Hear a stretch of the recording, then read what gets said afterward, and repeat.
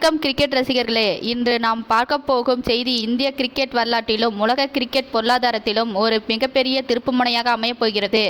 ஆஸ்திரேலியாவின் மிகவும் பிரபலமான T20 தொடரான பிக் பேஸ் லீக் தனது 2026ஆம் ஆண்டு சீசனின் தொடக்க ஆட்டங்களை இந்தியாவின் சென்னையில் நடத்த முடிவு செய்துள்ளது. இது சாதாரண ஒரு செய்தி அல்ல. உலக கிரிக்கெட் பொருளாதாரமும் அதன் மையப்புள்ளியும் எப்படி இந்தியாவை நோக்கி முழுமையாக நகர்ந்துள்ளது என்பதற்கான மிகப்பெரிய சான்று இது. இதுவரை எந்த ஒரு வெளிநாட்டு T20 லீக் தொடரும் இந்தியாவில் தங்களது அதிகாரப்பூர்வ போட்டிகளை நடத்தியதில்லை. ஆனால் முதல் முறையாக ஆஸ்திரேலியா கிரிக்கெட் வாரியம் இந்த மாபெரும் முடிவை எடுத்துள்ளது. இது ஏன், எப்படி சாத்தியமானது என்பதை பற்றி நாம் இந்த காணொளியில் மிக விரிவாக அலசுவோம். முதலில் பிக் பேஸ் லீக் என்றால் என்ன என்பதை சுருக்கமாக பார்ப்போம். IPL தொடர் எப்படி இந்தியாவில் தொடங்கப்பட்டதோ அதேபோல் ஆஸ்திரேலியாவில் தொடங்கப்பட்ட மாபெரும் T20 தொடர் தான் Big Bash League. Sydney Sixers, Melbourne Stars, Perth Scorchers என பல முன்னணி ஆஸ்திரேலிய நகரங்களின் பெயர்களின் அணிகள் இதில் விளையாடுகின்றன. தொடக்கத்தில் இந்த தொடருக்கு ஆஸ்திரேலியாவில் மிகப்பெரிய வரவேற்பு இருந்தது. மைதானங்கள் நிரம்பி வழிந்தன. ஆனால் சமீப காலமாக இந்த தொடரின் பார்வையாளர்களின் எண்ணிக்கை சற்று தேக்க நிலையில் அடைந்துள்ளது. IPL தொடரின் பிரம்மாண்டமான வளர்ச்சிக்கு ஈடு கொடுக்க முடியாமலும் நாளுக்கு நாள் அதிகரித்து வரும் சர்வதேச லீக் தொடர்களின் ஆதிக்கத்தாலும் பிக் பேஸ் லீக் சற்று திணறி வருகிறது என்றுதான் சொல்ல வேண்டும். ஆஸ்திரேலியாவின் மொத்த மக்கள் தொகையே சுமார் 2.6 கோடி தான். இதனால் ஒரு குறிப்பிட்ட அளவிற்கு மேல் அவர்களால் புதிய ரசிகர்களை உள்ளூரில் உருவாக்க முடியவில்லை. இதன் காரணமாக ஒளிபரப்பு உரிமைகளை பல ஆயிரம் கோடிகளுக்கு விற்கவும் முடியவில்லை.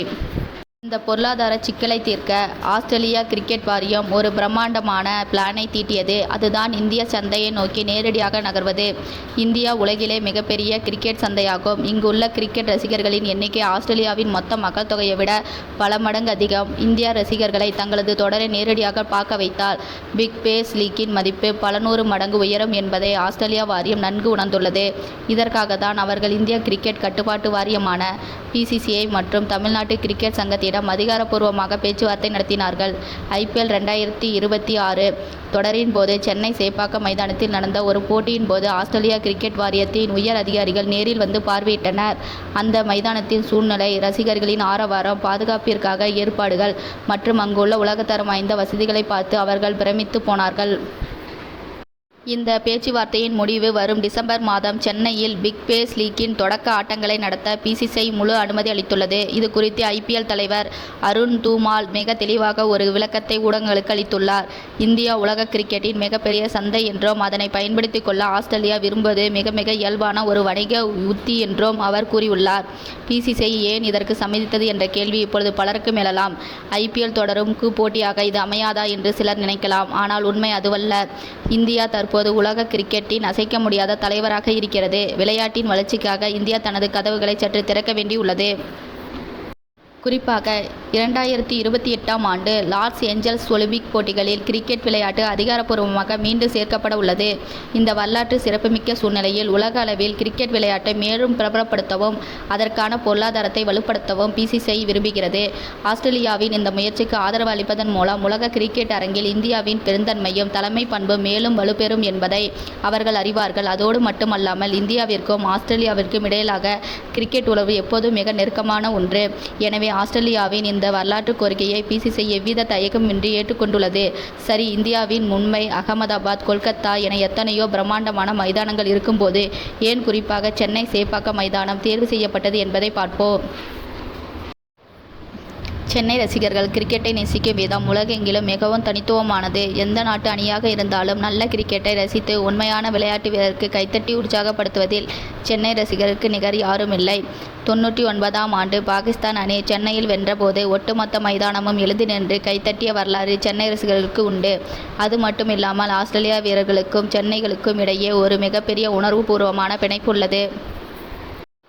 Matthew Hayden, Michael Hussey, Shane Watson போன்ற பல ஆஸ்திரேலிய ஜாம்பவான்கள் சென்னை சூப்பர் கிங்ஸ் அணிக்காக விளையாடி தமிழ்நாட்டின் செல்லப்பிள்ளைகளாகவே மாறிவிட்டார்கள். தற்போதைய பல முன்னணி ஆஸ்திரேலிய வீரர்களுக்கும் சேப்பாக்கம் மைதானம் மிகவும் பரிச்சயமான ஒன்று.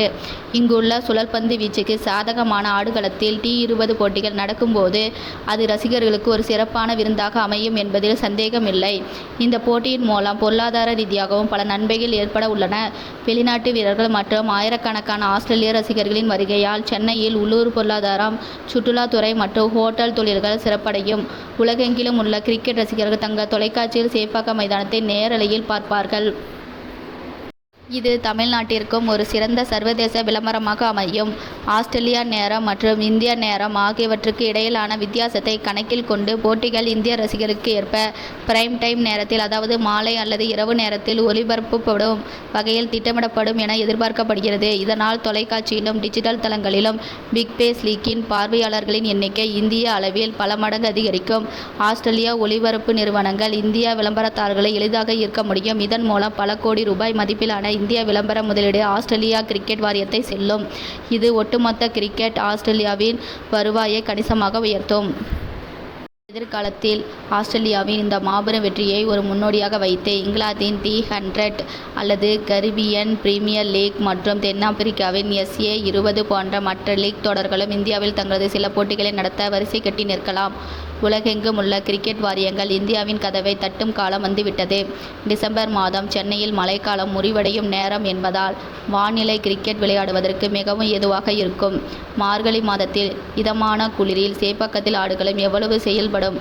சுழல்பந்து வீச்சாளர்கள் ஆதிக்கம் செலுத்துவார்களா அல்லது ஆஸ்திரேலியாவின் அதிரடி பேட்ஸ்மேன்கள் தங்களது பவர் ஹிட்டிங்கை காட்டுவார்களா என்பதை பார்க்க ரசிகர்கள் இப்போது ஆவலாக காத்திருக்கிறார்கள். சென்னையில் ஒரு சர்வதேச போட்டி அல்லது IPL போட்டி நடந்தால் டிக்கெட்டுகள் எப்படி சில நிமிடங்களில் ஆன்லைனில் விட்டு தீருமோ, அதேபோல இந்த பிக் பேஸ் லீக் தொடக்க போட்டிகளும் மிகப்பெரிய அளவில் வரவேற்பு இருக்கும் என்பதில் எந்த சந்தேகமும் இல்லை.